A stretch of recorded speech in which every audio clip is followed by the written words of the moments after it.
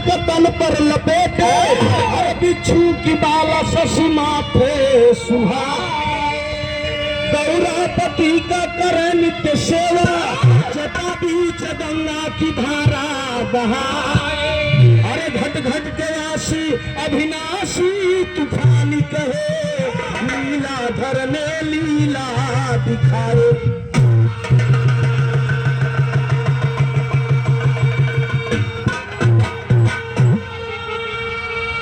महाराज हट जा, हट जा, हट जा महाराज, हट जे बाबू साहेब।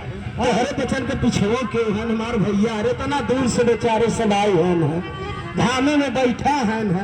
और आप ऐसे करे है तो नहीं ठीक बने, ऐसे जिन करे ऐसे करे। गजल के टुकड़ा में बिरहा में कहना में मास्टर साहब का,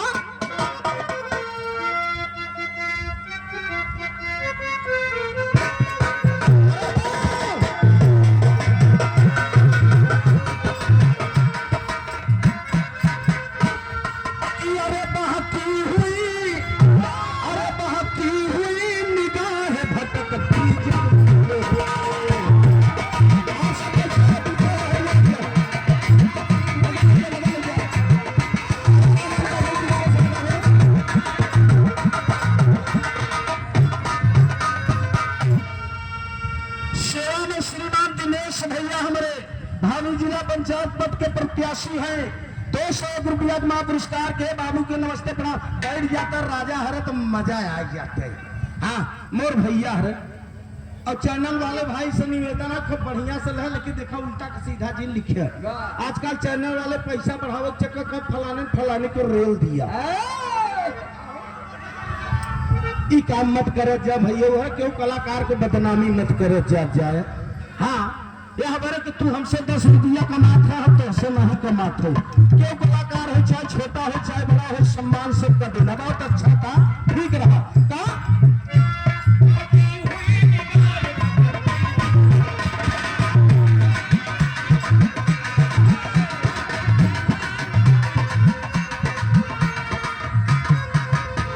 सेवा में श्रीमान मंगलम यादव इंटर कॉलेज सरा रजई के धरती से 201 रुपया पुरस्कार। भैया के नमस्ते प्रणाम। तो हम बच्चे बैठ जाता राजा हरे, बोर भैया है, बाबू साहेब है, हमार भगवान है। सारू भाई बैठिए, तू पहले बैठिए, बैठिए सारू भाई बैठिए, बैठिए। चटमाई बहन आई है, प्रेमचंद्रा को उजाला के विवाह सुने करो, बैठ जाए तो मजा आ जाए।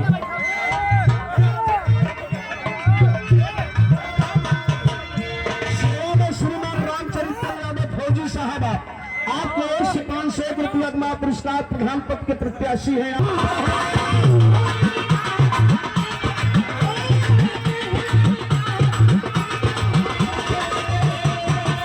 अरे जो दाल टूट जाए तो दाल टूट जाए, लचकती जरूर।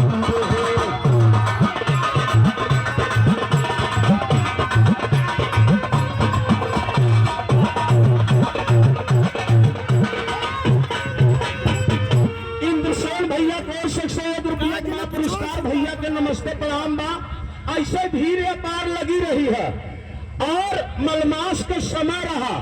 माई गिरजा शंकर जी के लय के कैलाश पर्वत पर बैठा है ना, पार भीड़ बा। मास्टर साहब मेला सब जात है, जैसे मेला ही है यकीनी।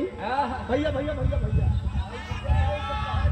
हाँ मेला पार लाग में, मेला में सब जात है। माई गिरजा अपने दुल्हा से शंकर जी से कहे लागिन कि महाराज ये सब कहाँ जाता है, शंकर जी कहाँ कहा हो। सारा गांव जर गया तो बुधई कहाँ लगता, कहाँ गन्हाता। अरे स्पेशल महीना हमार लाग बा मलमास का, सब जात है हमार दर्शन करे पूजा करे। गिरजा कहा महाराज तोहरे मन नहीं होते काके हम का लिया कहा चलबू, कहा कौने दुल्हनी के मन नहीं होती, दुल्हा के संग घूमी कुछ चटहिया जलेबी छोला होला खावा पिया जाए, चला जाए। अच्छा चलो जल्दी तैयार हो, तुम्हें पराली तैयार हो के साहब चल दे। दुल्हा में तर्ज लगे मुन्ना का 30-35 मिनट समय ले भैया। भैया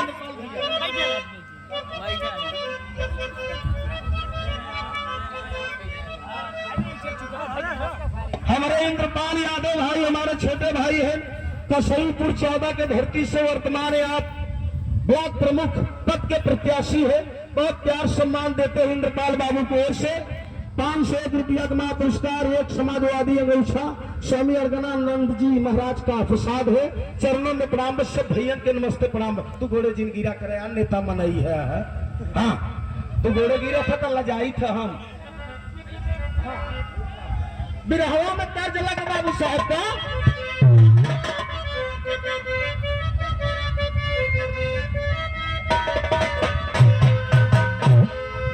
हमारे ढोलकिया, हमारे दादा के ढोलकिया विद्या प्रकाश काका कलेश्वर दादा गावत रहे हैं। गाँव के गाना अमार साहब कहर कोई घर न बताओ महाराज हो कुअनी तैयारी लगी।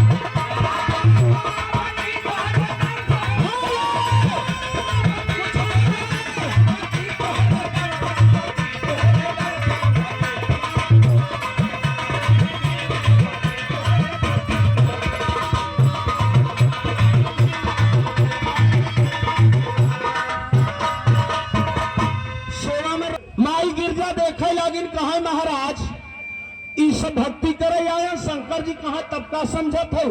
कहा महाराज हमको कुछ शंका दिखाता तोरी के बोल में कहना बह का।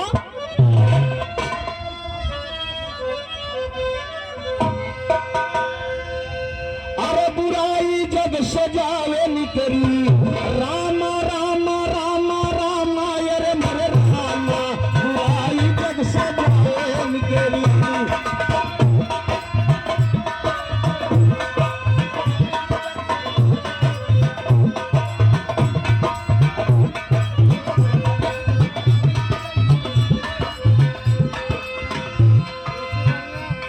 भैया शांति के परिचय देगा तब हम रुगाई पाना हम बैठ जा मोर भैया हम डिस्टर्ब हो जाब।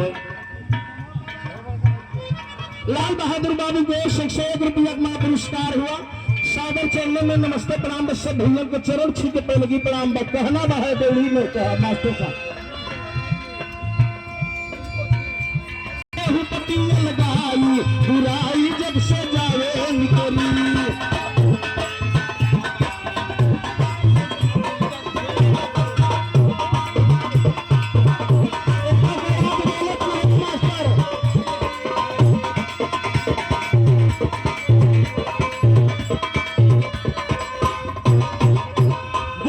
भैया को ओर से 101 रुपया का पुरस्कार बाबू को नमस्ते प्रणाम बा।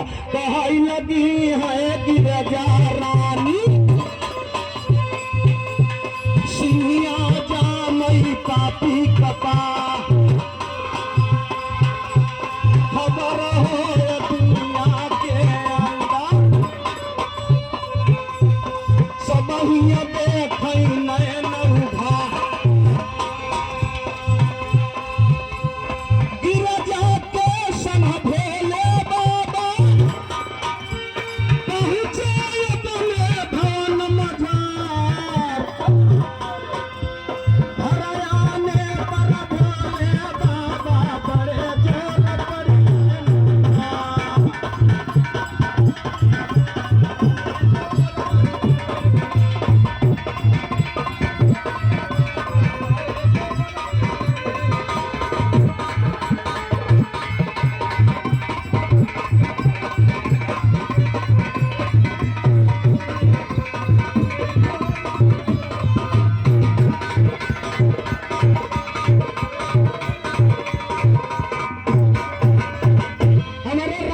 काका के पुत्री जी कुसुम बहन जी की ओर से कहड़ौर के धरती से 101 रुपया मात्र पुरस्कार हो। हमार बहन है ना, बहुत हमको सम्मान देथिन।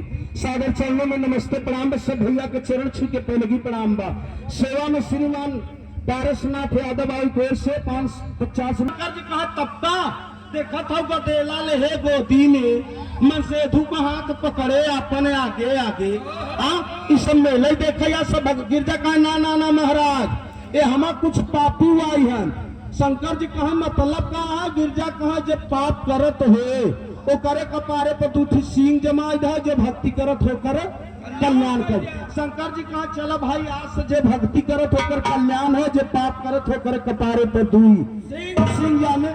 शंकर जी सोचन की अंत कहा देखी पहले हाथ गिरजा के देख ली धारे के ललाए भरवासु पहले देख ली रामदेव के आजी कैसन चलत है ना भैया हो भोले बाबा लिया के चला आज। शंकर जी जवान मास्टर साहब ले लागल परीक्षा बीमार हो गया बिरहा में ठीक तर्ज लगता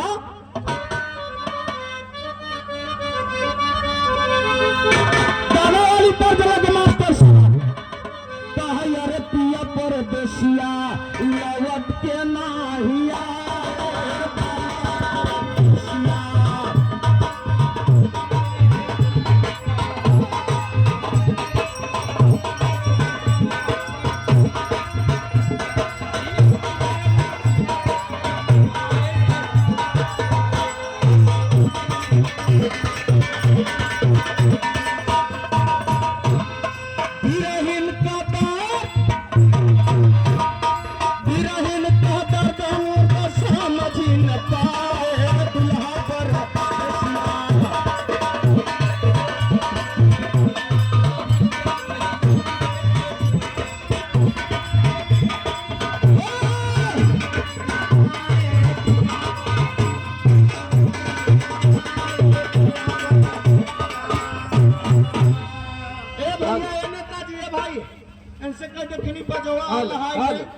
गवैया 45 साल के बाद टीवी के बेमरिया हो गया थी ना हाल आगे हुआ आई पड़ गई लन बीमार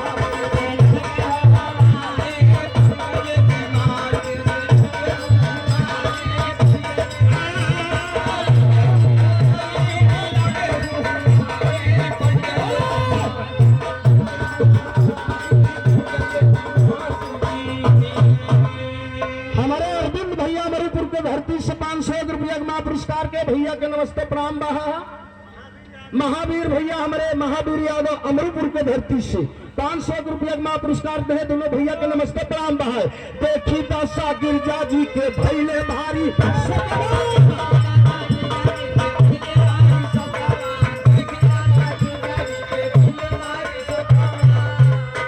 देखी दशा गिरजा जी के भैले भारी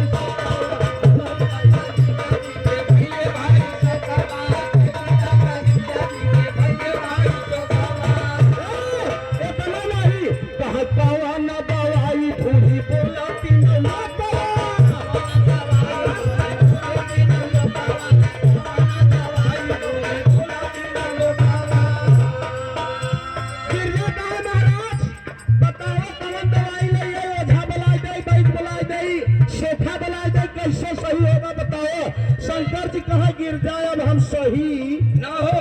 अब हमका लागत है ब्रह्मा जी हमार कागजवा बने लगे रखे हैं अब फारे क्यों गिरजा कहे महाराज कुछ बताओ तो।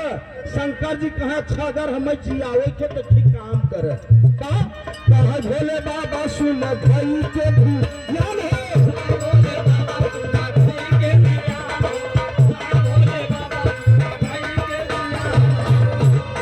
मछरी खियार के बची जाती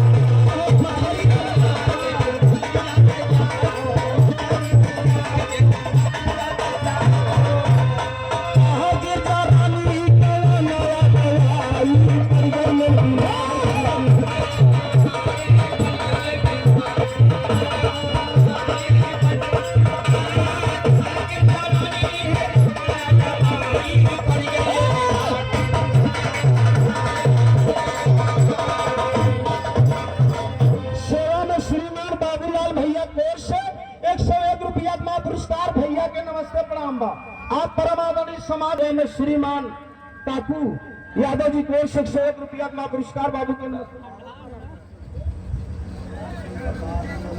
सेवा में श्रीमान बाबू राजेंद्र सिंह सरदार जी की ओर से बहुत बड़ा पुरस्कार साइयों को न दीजिए जामे कुटुंब समाज हम भी भूखा न रहे साधु ने भूखा।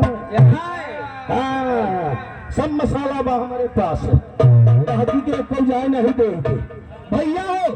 गिरजा कहा महाराज ए महाराज कैसे सही होगा शंकर जी कहा कि अगर हमें जियावे के हो पहिना वहीना रोहू ओहू और जब खियाए के तो जौन हट्टी में बुखार लागू तो जूस पी के जाना यार दर्शन करत हन 1 महीना के मलमास लागबा और तू रोहू पहिना हेरत बोला शंकर जी कहा तब हम सही। अब गिरजा बड़े चक्कर में फंसी कहा महाराज सही हो जाबे कहा बिल्कुल सही हो जाबे। गिरजा कहा मिले कहा शंकर जी कहा चली जा जमुना के किनारे वही मल्लाहे से लहाई लेबू तो काम बन जाए। भाई साहब अब बिरहा में भाव मिला था माई बहन के गाना आया उजाला हमारे पतन कहिया जब बिया परत है बहनी चूल्हा माटी वाला चूल्हा जब डाले लगे तो फुआ हरे हमारे बचन के हाँ और नेगी लेत रहा थी तो गावत थी कैसे मुन्ना सेवा में श्रीमान सपा नेता शिक्षक श्याम लाल निषाद बड़े भैया कोर से विधानसभा से 90 लंबिया से 501 रुपया का पुरस्कार के बाबू के नमस्ते प्रणाम बा। सब भैया का चरण छू के पलगी प्रणाम बा। आप बजरंगी कोटेदार भैया कोर से 201 रुपया का पुरस्कार भैया के नमस्ते प्रणाम बा। आप परमागली सेवा में श्रीमान धर्म के बड़े भैया कृष्ण कुमार भैया कोर से 101 रुपया का पुरस्कार भैया के नमस्ते प्रणाम बा। पैसा हमारा गाना सुने अब पैसा न दे जा कोई जने मजा नहीं आता उससे नहीं है कि माई बहन का गाना है बिट्टी बिट्टी ऐसे माई बहन का कहा यार माता हो दाऊ भवानी शीतला मैया के तुम्हारे भरोसे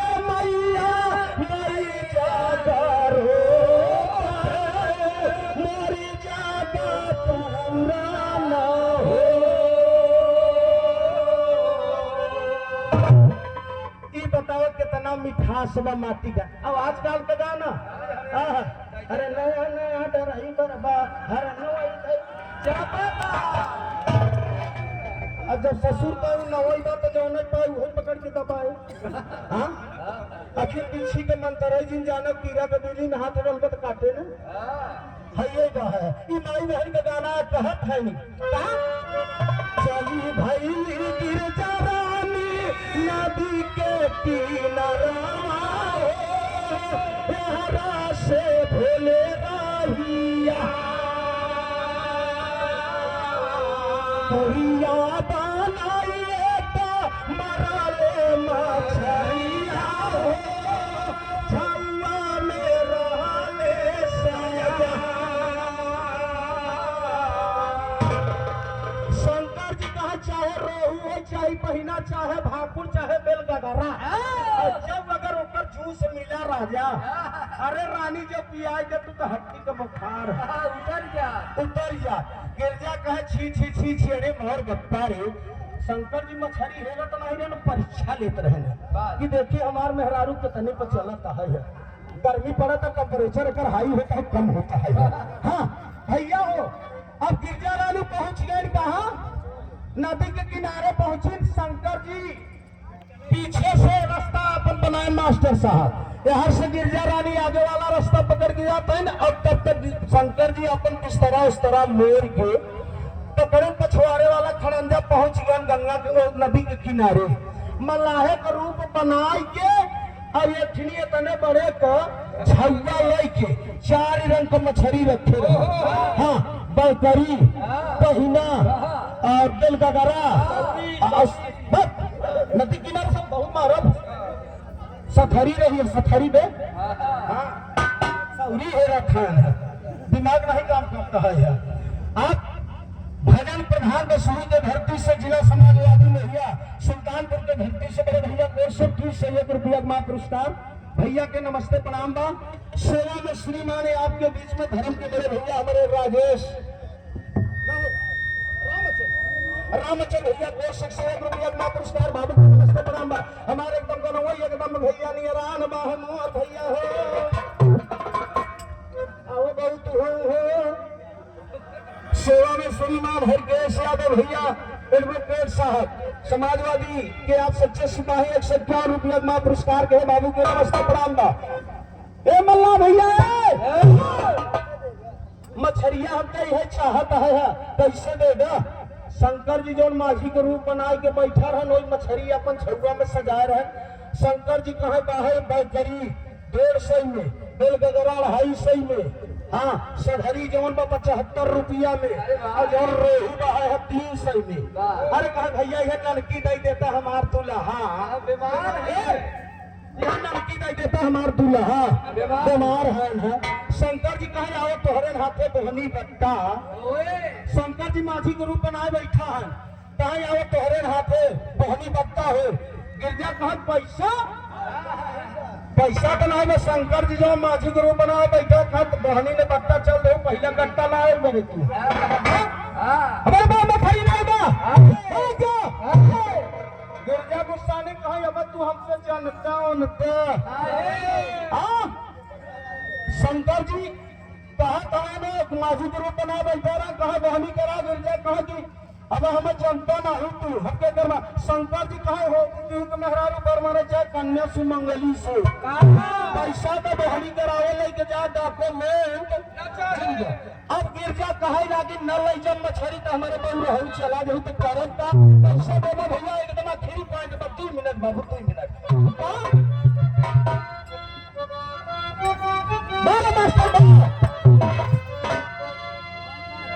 अरे बसिया बजावे ना राधा बसिया बजावे ना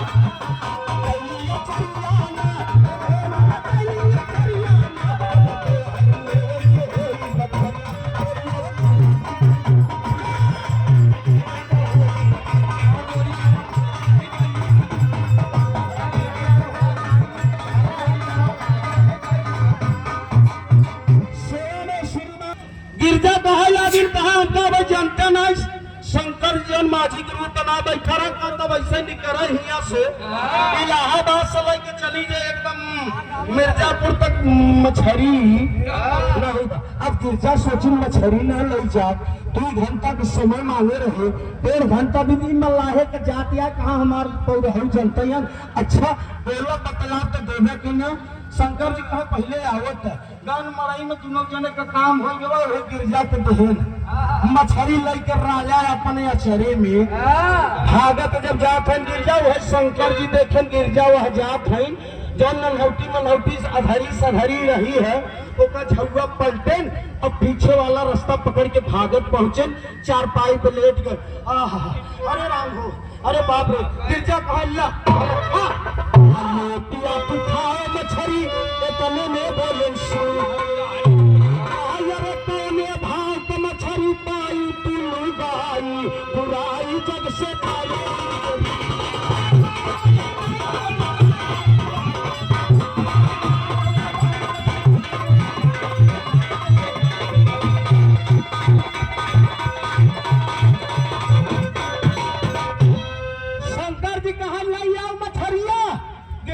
आखिर नहीं देखा था हवा जल्दी खा और ठीक है दुनिया का मलाई दवाई से सही होथन छाई से सही होथन ये हमारे पगलू हो गए थे मछरी। अब शंकर जी मछरी नहीं हो रहा केल परीक्षा ले कहा कई रुपया किलो का माल पाऊ गिरजा कहा तो से खावे से मतलब पा कि पैसा से कहा ना ना जब तक एक रेट न बताऊ तब तक मछरी।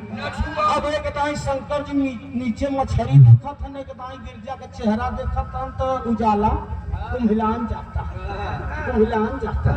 कैसे बताई महाराज की अपन इज्जतिये कह के मल्लावा के संग मछरी है कुम्हिलान जाता सेवा में श्रीमान जिला पंचायत पर प्रत्याशी हमारे बड़े भैया कुलदीप बाबूपुर से 201 रुपया अपने मास्टर साहब का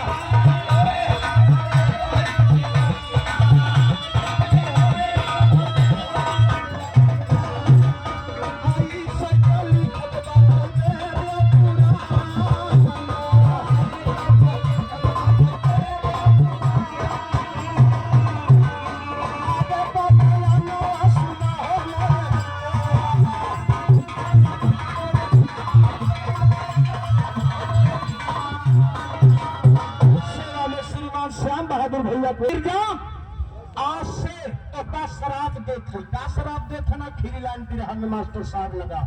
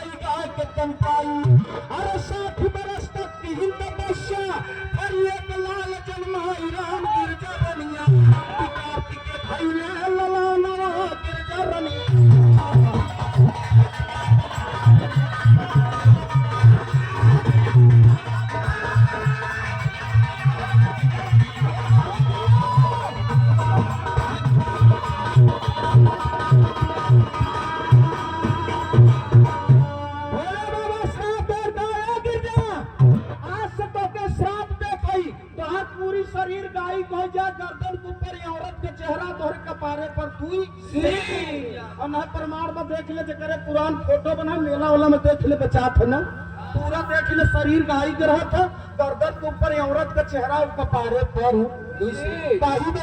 शंकर जी ही बड़े दे रहे कहो वाले समय में जन्म मेहरारू से धूप संग धोखा का भूख कर रहे हाँ लेकिन ये नरम गरम दोनों हुए थे जनता ये नरमाल गए तो नरसा जलेबी पर चली गई नरमाल गए तो 40-45 हो इधर गवर्नमेंट तो चापा कल गड़वा लगना रोजे आत्महत्या हो जाए अब हम हैरान के का चटकन मार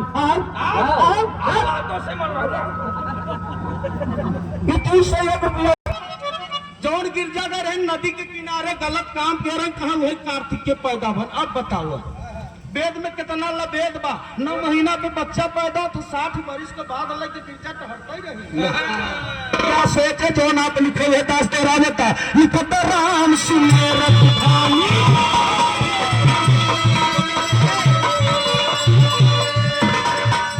लिखत राम सुने रतुफानी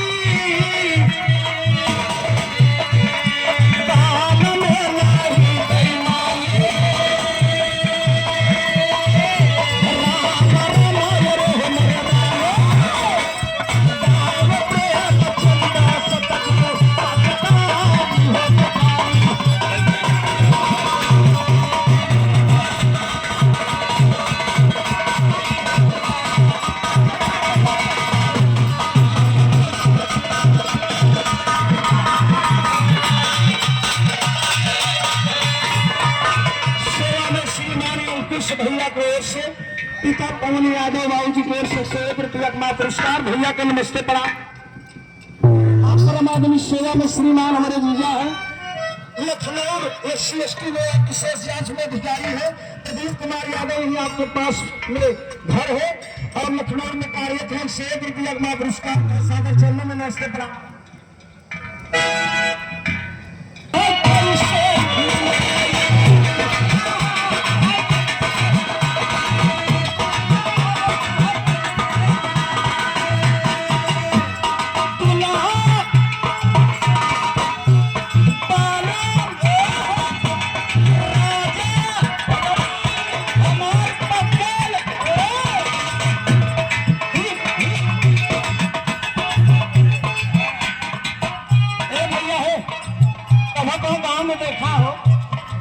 जैसे पैसा संभाल लो लेके जाते मेहरारू बड़ा दुल्हारो करा तू लो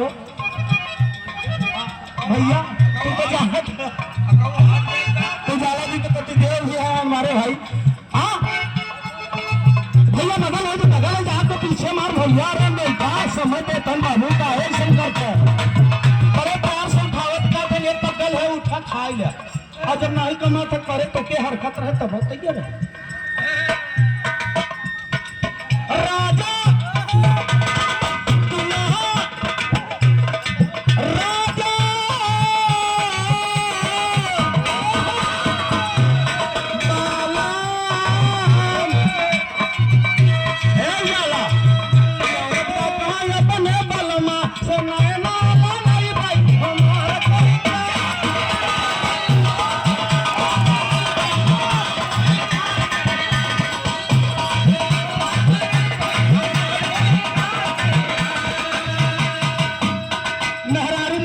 से 24 घंटा पृथ्वी पाल को बतलात रहे भाई कौन एप्लीकेशन लिखवा सकत है हाँ? कुछ नहीं लिखवा सकते औरत नरम गरम दोनों है बुनियादी शक्ति हम देवी है कौन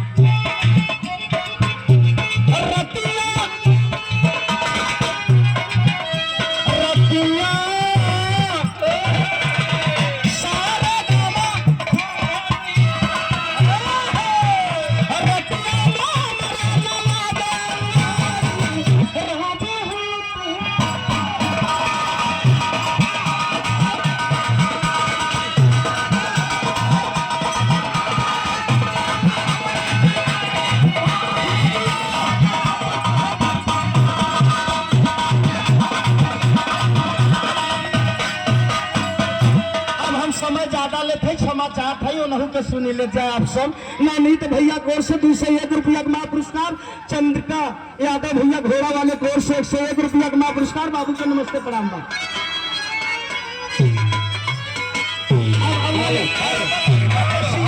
2027